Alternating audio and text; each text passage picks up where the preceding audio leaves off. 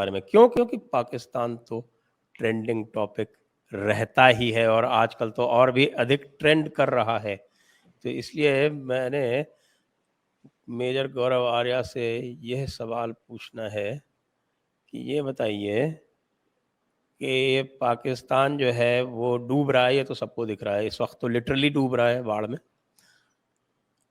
लेकिन इसको डुबाने के लिए कौन जिम्मेदार है? तालिबान, इमरान या फौज?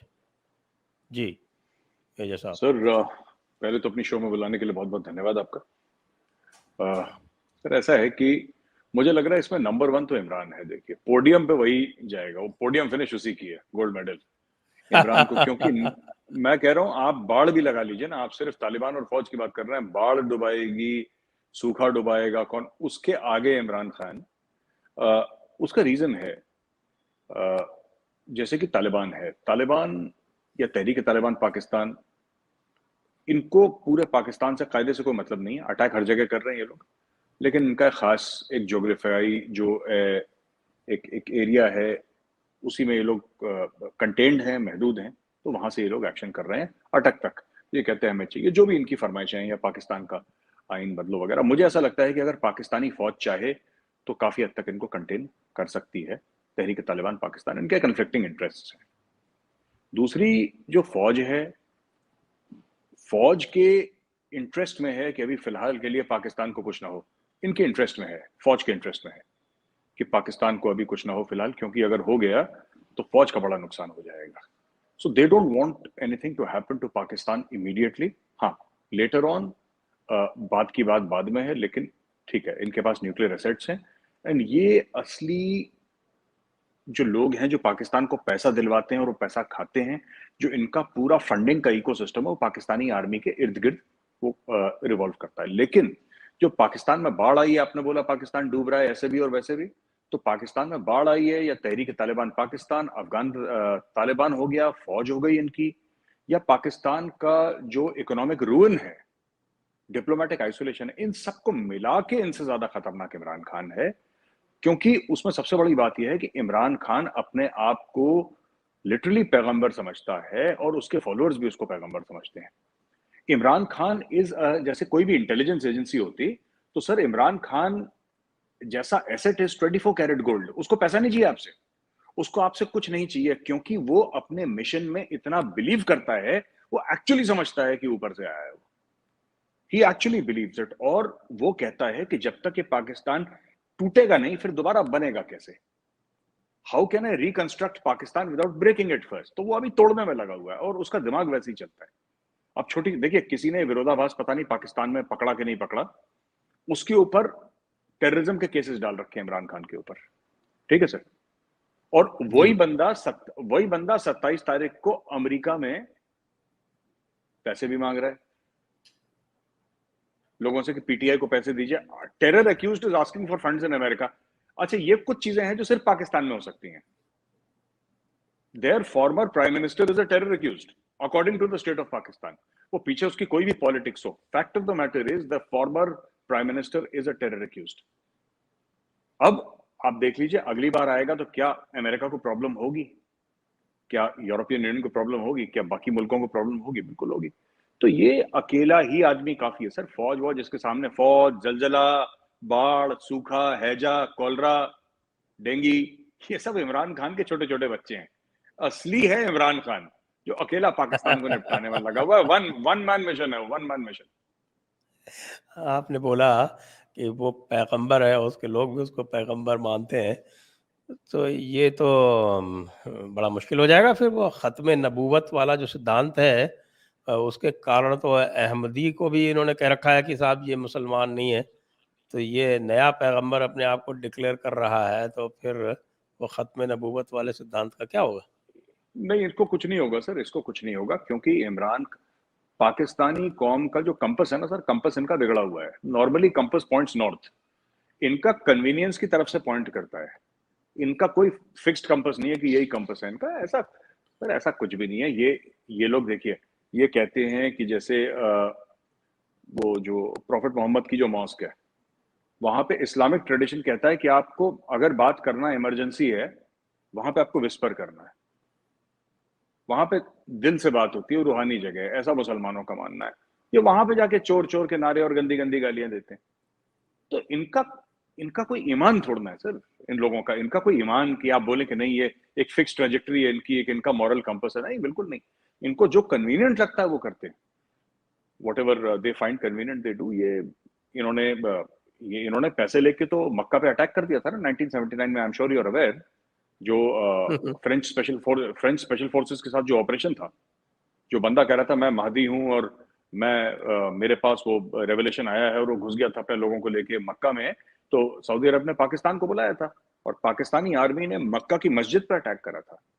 तो ये इनका इनका ये नहीं है चक्कर की जो हम लोग समझते हैं कि कमिटेड मुस्लिम्स हैं और मर जाएंगे। वो मैंने क्या बोला था एक बार बहुत पहले, तो पाकिस्तानी बहुत गुस्सा हो गए। मैंने बोला कि Pakistan will fight for Kashmir till the last drop of Kashmiri blood, है ना। They are not interested in shedding their old blood. इनकी तरफ से सारे कश्मीरी क्या कुछ हो, बर्बाद हो जाए, आग लग जाए कश्मीर में, कश्मीरी खत्म हो जाए, ये खुद अपने मुल्क के साथ यही कर, that is there mindset sir, you can not change it. हाँ, वो तो दिख रहा है। और जो अभी इनको एक, मैं कह सकता हूँ कि अंधे के हाथ बटेर लग गई। जो एक सफलता इनको मिली पंजाब में, और अब ये स्थिति हो गई है कि पंजाब में एक निज़ाम, उधर दूसरा निज़ाम। हम इसके बाद पिछली बार बात भी कर चुके हैं इसके बारे में, जी जो अलग अलग निज़ाम है उससे क्या होगा। और फौज जो है उसमें अलग मामले चल रहे हैं। पहली बार ये आप जो कह रहे हैं ना कि इमरान खान जो है वो जो है, I think it's the best thing to have happen to India, क्योंकि ये जी पहला आदमी है जिसने फौज में भी 2 गुट कर दिए। इसने बिल्कुल इस्लाम में 2 गुट कर दिए, खुद पैगंबर बन के आ गया, साथ में इसने फौज में भी 2 गुट कर दिए। और पॉलिटिक्स में तो खैर 2 गुट होना बड़ी नॉर्मल सी बात है। और मुझे लगता है कि पूरी कंट्री में भी एक इमरान खान, वो शायद तालिबान को ज़्यादा मुफीद आता है, और दूसरे जो हैं वो बाकी उसके खिलाफ हैं। तो ये एक एक्सपर्ट है जो टुकड़े करने में। ये जो टुकड़े टुकड़े ये गैंग हम यहाँ पर बोलते हैं, मुझे लगता है कि वो जी अकेले में एक टुकड़े टुकड़े एटम बॉम्ब है। बिल्कुल बिल्कुल। और ये इतना खतरनाक किस्म का आदमी है सब कि क्योंकि आइडियोलॉजिकल है। आप जब किसी और मुल्क में ऐसे एजेंट पालते हैं तो आपको उनको पैसे देने पड़ते हैं बहुत ज्यादा, आपके उनके फैमिलीज को वीजा दिलवाने पड़ते हैं, बाहर के सेटल करना पड़ता है, आपको क्या क्या नहीं करना पड़ता है, अरबों अरबों रुपए आप खर्च करते हैं, तब जाके वो बात इनके लिए बनती है। लेकिन इमरान खान को कुछ नहीं चाहिए।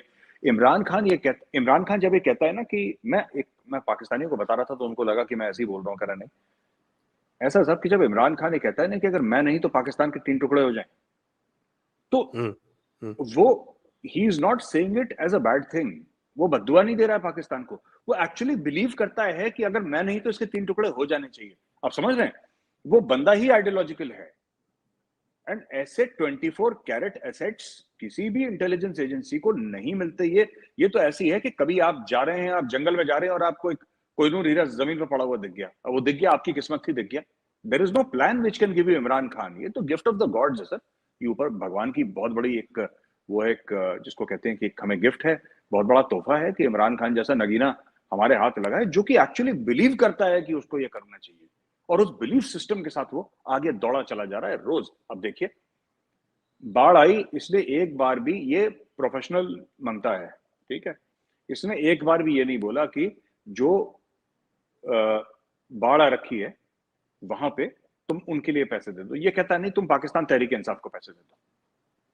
जब इससे पूछा कि आपने बाढ़ वालों के लिए क्यों नहीं मांगा, भाई आपकी तो आदत है मांगने की डेली, तो कहता नहीं, मुझे ये डाउट है कि ये लोग पैसा कैसे खर्च करेंगे। जबकि सर जैसा आपने बोला, 2 जो सूबे हैं उसमें तो इसी की सरकार है, पंजाब में और खैबर पख्तूनख्वा में, जहां पे लोग डूब रहे हैं। और खैबर पख्तूनख्वा में ज्यादा है, बलूचिस्तान में उससे ज्यादा है, लेकिन Khyber Pakhtunkhwa is also equally suffering, Sindh is also suffering. आप बाकियों के लिए नहीं मांगते, अपने सूबों के लिए मांग लेते, वहां पे तो आपके लोग हैं। इसने नहीं बोला, नहीं, no no no no no, बाढ़ वाड़ से कोई लेना देना नहीं, तुम हमें पैसे दो। ये लाशों के ऊपर, अपने हमवतनों की लाशों के ऊपर जो सियासत कर रहा है इमरान खान, और जिस तरीके से उसने मन बना लिया, जैसे एक फितरत होती है ना सर सुसाइड बॉम्बर की, एक सुसाइड बॉम्बर होता है, उसको पता है कि यहाँ पे जहां पे 100 लोग होंगे वहां पे मुझे बटन दबा के फटना है। इमरान खान उसी माइंडसेट का है। आपने उसको पैसे नहीं दिए हैं, आपने उसको लालच नहीं दिया, आपने जमीन नहीं दी, आपने को डीएचए का कॉर्नर प्लॉट नहीं दिया, वो खुद ही पाकिस्तान को तकसीम करने में लगा हुआ है, क्योंकि वो बिलीव करता है, वो विश्वास करता है, उसे यकीन है कि यही सही रास्ता है। तो ऐसा एसेट जो है वो, ये कोहिनूर है सर, हमारे हाथ में लग गया गलती से। और एक चीज और भी मुझे लगता है कि जिसकी हम चर्चा अवश्य करें कि जी इस समय जो पाकिस्तान इकोनॉमी का जो हाल है, उसके लिए भी मुझे लगता है कि इमरान खान ही पूरी तरह से जिम्मेदार है। सर, इसने क्या करा कि आईएमएफ के प्रोग्राम में जब उनकी राय मांगी गई तो खैबर पख्तूनख्वा ने लिख के दे दिया कि हमें आईएमएफ प्रोग्राम में कोई इंटरेस्ट नहीं है। Can you imagine? हाँ, दिया भी। Can you imagine this? ये अच्छा, जब ये प्राइम मिनिस्टर था, आई ये थिंक खुद दैट इज अ प्री खुद यही मांग कंडीशन, रहा इनकी था। प्री कंडीशन है कि आप सारी प्रोविंसेस से लिखवा के दीजिए। नहीं, उसने लिख के दे दिया कि हमें इंटरेस्ट नहीं है। अब पंजाब वाला कह रहा है, मैं सोच रहा हूँ पंजाब वाला भी यही लिख के देगा मोस्ट प्रॉब्ली, क्योंकि इमरान खान का है वो, तो वही लिख के देगा कि जी हमें इसमें कोई इंटरेस्ट नहीं है, we are not interested in IMF programme. अगर ऐसा हो गया, आईएमएफ प्रोग्राम फॉल थ्रू कर जाता है, पाकिस्तान को बाकी लोग पैसे नहीं देंगे। इमरान खान चाहता ही है, जब इमरान खान प्राइम मिनिस्टर था, ये डेली आईएमएफ को फोन करके भीख मंगवाता था। इमरान खान खुद आईएमएफ को गाली भी देता था, वहां से पैसे भी लेता था। अब ये देखिए, आपने इकोनॉमिक मैस की बात करी, ठीक है, नवाज शरीफ करप्ट है, इसमें कोई शक नहीं है, उसका खानदान करप्ट है, कोई मना नहीं कर रहा, ठीक है। Zardari mister 10% very famous sir, corrupt है, कोई मना नहीं कर रहा इसमें, इसमें किसी को शक नहीं है। परेशानी ये है कि in spite of everything, this man is on the war path sir, this man is on the war path, ये लगा हुआ है, ये बड़ा तिगड़मी किस्म का आदमी है सर। लेकिन मुझे ये हैरत ही हो रही है, आश्चर्य हो रहा है। नॉर्मली ऐसे लोगों को एस्टेब्लिशमेंट बहुत आसानी से डील कर लेता है, लेकिन इमरान खान के आगे बेबस नज़र आ रहा है। वो जो कुछ भी करता है तो उसको तुरंत एंटिसिपेटरी बेल मिल जाती है, तुरंत रिलीफ मिल जाती है, उसके खिलाफ किसी भी एक्शन पे पाबंदी लग जाती है। ये सर चीज़ ही कुछ अलग है। आधी पाकिस्तानी फौज भी इसको पैगंबर मानती है ना, चक्कर तो ये है, वो लड़ जाएंगे इसके लिए। दे ट्रूली बिलीव ये पैगंबर टाइप का आदमी है, ये दे ट्रूली बिलीव सर, इसको ये थोड़ा कर रहे हैं लोग, they are committed to Imran Khan. तो ये चीज है, they are committed sir, they are committed 100% तो कमिटेड। इसका इनको मतलब ये है इनको कि जो जी इमरान खान कहता है कि साहब कि मुल्क के 3 टुकड़े हो जाएंगे, कि फ़ौज जो है वो अब लड़ नहीं पाएगी, फ़ौज मुल्क के 3 टुकड़े हो जाएंगे, तो वो जल्दी ही 3 टुकड़े कर देगा। और जो हम लोग पहले बातें करते रहे हैं, अक्सर करते रहे हैं, कहते रहे हैं कि नहीं ये अभी संभव नहीं है और ये तो दूर की कौड़ी है, तो इस दूर की कौड़ी को ये बिल्कुल नज़दीक ले आया है। नजदीक ले भी आया है सर, और इसके साथ एक और बड़ी बात है, ये सिर्फ ये बात नहीं है कि इस आदमी में कैपेबिलिटी है, उससे बड़ी चीज ये है कि इमरान खान नियाजी के पीछे 70-80% पाकिस्तान भी लगा हुआ है। You understand? एक ऐसा मुल्क है जहां के लोग इस चीज पर भरोसा करें कि हाँ, हमारा मुल्क के 3 टुकड़े होने चाहिए, कायदे से इस पे बम गिरना चाहिए, एटम बम, वो भी नॉर्मल वाला नहीं गिर जाए कहीं गलती से, एटम बम गिरना चाहिए, इसके 3 टुकड़े होने चाहिए। When Imran Khan says this, वो भीड़, पूरी लाखों की भीड़ चीयर करती है सर, वो तालियां पीटती है, सीटियां मार रही है और नाच रहे हैं। वो डीजे बट वहां पे गाने चला रहा है, उल्टे सीधे रीमिक्स लगा रहा है, यहाँ पे लोग नाच रहे हैं, कह रहे हैं हाथ टूटना चाहिए, इमरान नहीं तो मुल्क नहीं। ये माचिस लेके हाथ में घूम रहे हैं सर पूरे मुल्क में आग लगाने के लिए, and they feel that they are doing the right thing. See this emotion कि हम सही कर रहे हैं, आप समझ रहे हैं मैं क्या कह रहा हूं सर? ये जी इमोशन हाँ। कि आई एम, यही तो जिहादी है। जिहादी और क्या है सर? एक जिहादी और एक क्रिमिनल में क्या फर्क होता है? क्रिमिनल का दायरा होता है, जिहादी का कोई दायरा नहीं होता। जिहादी कमिटेड होता है, क्रिमिनल को लालच होती है सर। अगर अगर मैं समझूं चोरी डकैती को, या पैसे के लिए कोई किसी को मारता है, तो उसमें लालच है, मुझे पैसे दो मैं इसका कत्ल करूंगा। कत्ल की और वजूहात भी हो सकती हैं, पर्सनल रंजिश हो सकती है, कुछ भी हो सकता है, लेकिन जो पैसे के लिए कत्ल कर रहा है उसके लिए तो लालच पैसा है। इस आदमी के लिए लालच क्या है? इट इज बियॉन्ड सत्ता। वो सिर्फ ये नहीं चाहता कि मैं प्रधानमंत्री बन जाऊं पाकिस्तान का, इसके ये अलग पीस है सर, ये बहुत बड़ा। ये इमरान खान एक बहुत बड़ा पीस है, और मुझे लगता है कि पाकिस्तान आर्मी को इससे डर लगता है। जैसे भुट्टो था, भुट्टो को डर लगता था फौज से,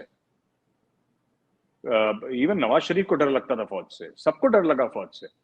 ये अकेला है बावला जिससे फौज डरती है। ये कुछ भी कर सकता है। ये कल बोले कि आदि फौज को बोलेगा तुम डेजर्ट कर जाओ, पता लगा फौज डेजर्ट कर गई, क्योंकि शहबाज गिल ने तो बोल ही दिया था।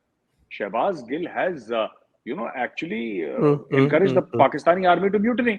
और इमरान खान कहता है मुझे पता ही नहीं। इमरान खान के तो फेवर में है सर शहबाज गिल जेल में रहे और उसको डेली पिटाई हो। वो तो चाहता है उसकी डेली पिटाई हो। उसको ही टीआरपी उसकी कैसे मिल रही है? If I may use the word TRP loosely, Imran Khan का है क्या मामला? यही तो है कि साहब कोई बात नहीं, आने दो, शहबाज गिल को मार रहे हैं, बहुत गलत काम कर रहे हैं, देखो उसको सेक्सुअली उसको वो करा है, उसका उसका रेप हुआ है शहबाज गिल का, और ये हुआ है उसके साथ, ये हुआ है। सिंपैथी आपको लोगों की मिल रही है। शहबाज गिल चाह रहा है मैं जेल से बाहर निकलूं यार, यहाँ पे परेशान हो रहा हूँ, मुझे डेली पिटाई कर रहा है। वो कह रहा है कि 3-4 दिन बैठ ठंड रख वहां पे जेल में, और जरा टीवी कैमराज पे खींच लूं। जब पूरा शहबाज गिल का जूस निकल जाएगा तब उसको बाहर निकलवा लेंगे वो लोग। तो वो बढ़िया चल रहा है सर इमरान खान का, ही इज आइडियल। अच्छा, चीन की भी नहीं सुन रहा? वो देखिए, मैं चीन चाह रहा था कुछ समय के बाद कि इमरान खान चला जाए, ऑनेस्टली स्पीकिंग, और चीन बड़ा कंफ्यूज्ड है इस बार। चाइना, चाइना की इन्वेस्टमेंट है और China looks at money. China का दोस्त कैश है, पाकिस्तान नहीं है। चाइना ने इन्वेस्टमेंट कर दी। चाइना का आरओआई क्या है sir? For them CPEC is less economic and more strategic. Imran Khan ने तो बंद करवा दिया और बाद में इसने चूरन दे दिया कि उस समय कोरोना आ गया था, ये आ गया था, वो आ गया था। लेकिन fact of the matter is Imran Khan even before becoming prime minister was against CPEC. Corona से काम बंद हो सकता है, ठीक है, लेकिन कोरोना में ये थोड़ा ना हो सकता है कि आप सीपैक के कागज जाके आईएमएफ को दिखा दें। इमरान खान ने तो कागज लीक कर दिए, तो चाइनीज ने साफ मना करा था कि भाई ये चोरी तुम्हारे और हमारे बीच में, किसी को पता नहीं लगनी चाहिए। इमरान खान ने उसकी ढिंडोरा पीट दिया। तो this is what this man has done sir, this is what this man has done. और अभी अब सीपेक अथॉरिटी को भी डिसॉल्व करने की बात चल रही है, उसके बाद फिर चीन क्या करेगा? नहीं, उन्होंने भेज दिया कैबिनेट में। चाइना चाइना तो ये कह रहा है कि साहब सीपैक, बेसिकली तो सीपैक अथॉरिटी का ये था कि कोर कमांडर बलूचिस्तान हुआ करते थे अपने आसिम सलीम बाजवा, लेफ्टिनेंट जनरल, और ये बोला था कि नहीं, he knows Balochistan very well and he understands Balochistan very well, और कोई दिक्कत वाली बात है नहीं। तो हम लोग एक काम कर लेते हैं, हम लोग सीपैक अथॉरिटी ऐसी बनाते हैं जिसमें this person who understands everything very well and he is a फौजी, एस्टेब्लिशमेंट का हाथ इसके सर पे है, कोई दिक्कत नहीं, हम वो करेंगे। अब उसकी जेब में निकले पिज्जा, ठीक है सर, वो तो पिज्जा के साथ पकड़ा गया, आसिम सलीम बाजवा, उसको नौकरी शौकरी से निकाल दिया। अब ये लोग कह रहे हैं कि सीपैक का जो किरदार रहा है, जो कैरेक्टर रहा है सीपैक का, वो ये रहा है कि it has become a bureaucracy with in a bureaucracy. इसको रोको, ये करो, पूरा सब लोग पैसा। तो उनका ये मानना है कि अगर हम सीपैक अथॉरिटी को हटा देंगे तो काम तेजी से चलेगा। ये शहबाज शरीफ का मानना है कि अगर सीपैक को हम रफा दफा, सीपैक अथॉरिटी को रफा दफा करते हैं तो काम और तेजी से चलेगा। देखिए क्या होता है। He is known for big project, Shahbaz Sharif is known for big projects and a quick project roll out. He is famous in the Pakistan and the Chinese love Shahbaz Sharif for this reason. Speedy Sharif बोलते हैं उसको, ऐसे कुछ नाम दे रखा है कि स्पीडी शरीफ जल्दी फटाफट प्रोजेक्ट्स कर देता है। अब देखते हैं सर क्या होता है इनका। ये जो इस वक्त बलूचिस्तान की इंसर्जेंसी है वो किस स्तर पे है, उसका क्या आज के डेट में उसके क्या हालात हैं, एक। और दूसरा, टीटीपी की जो आपकी बातचीत चल रही थी कि साहब की उनको कंसीड कर दिया है एस्टेब्लिशमेंट ने, उसमें क्या सच्चाई है? और क्या टीटीपी और बलोच इनका लिंकअप हो गया है क्या, जिसको कि हम नाइटमेयर सिचुएशन मानते थे पाकिस्तानी फौज के लिए? हो गया, बिल्कुल हो गया है। इनके 2 ग्रुप्स हैं, बलोच ग्रुप्स, या 3 ग्रुप्स हैं, सॉरी माय मिस्टेक, 3 ग्रुप्स हैं। वो already Tide up with the TTP. वो उनके साथ एक्चुअली क्या है सर कि ये कंधार में जाके बलोच रहते भी हैं। a small segment of the population of Afghanistan is also Baloch. तो एंड बलोचिस उनका बॉर्डर भी है। तो बलोच का तो ट्रेडिशनल एक रिलेशन रहा है अफगानों के साथ। Plus Pashtun, there are areas in Balochistan that are Pashtun majority also within Balochistan. So तो ऐसा नहीं है, वो अपने आप को अलग नहीं मानते इनसे। और ये भी कहना है पश्तूनों का कि सब ठीक है, आप हमारे भाई, आप आइए। So they have tied up with TTP. Kandahar में इनके बच्चे रहते हैं, कंधार में इनकी बीवी बच्चे, सब इनकी प्रॉपर्टीज है बलोचों की, जो इनके फ्रीडम फाइटर्स हैं। दे have tied up with the TTP sir. ये इनका हो चुका 6 महीने पहले, प्रोग्राम फिक्स हो रखा है। और मैं आपको एक बात बता दूं sir, there is nothing that the so called establishment can do about it. ये they were seeking strategic depth inside Afghanistan.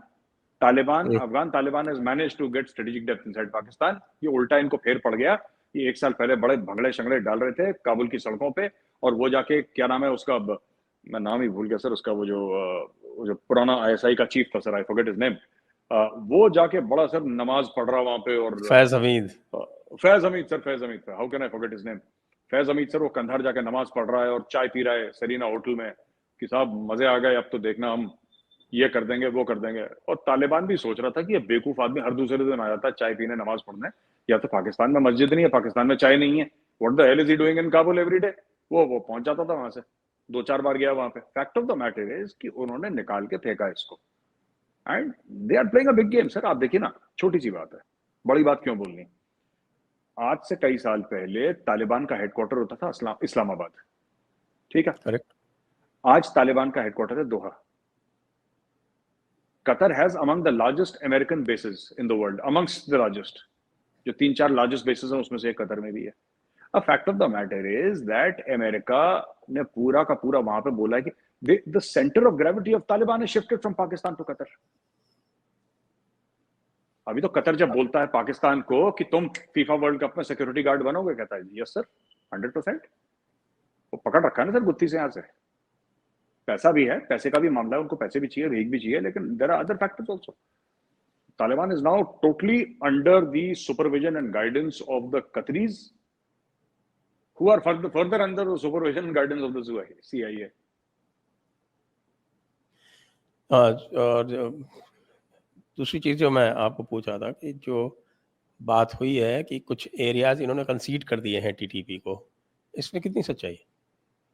देखिए साहब, कंसीड ऐसे नहीं, टीटीपी क्या कर रहा है कि टीटीपी को कल कोई हेडक्वार्टर नहीं होता, कोई डिस्ट्रिक्ट मजिस्ट्रेट तो होता नहीं, कोई एसएसपी तो होता नहीं जिले का।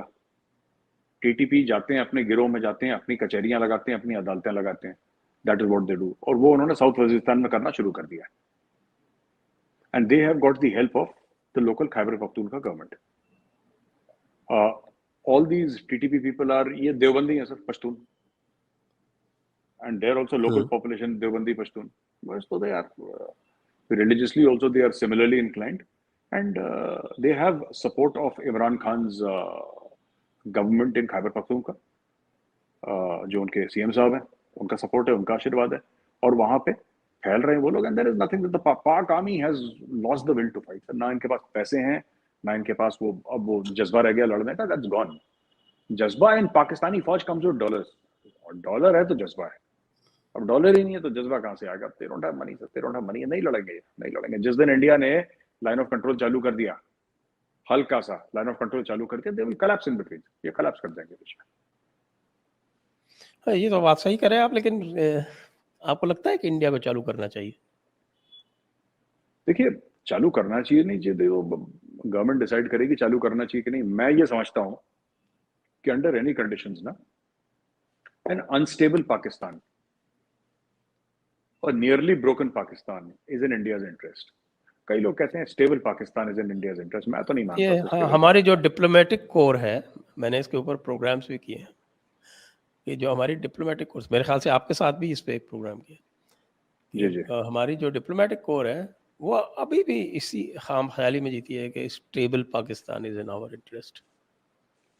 सर मैं नहीं मानता stable Pakistan is in India's interest और एनीबडीज इंटरेस्ट।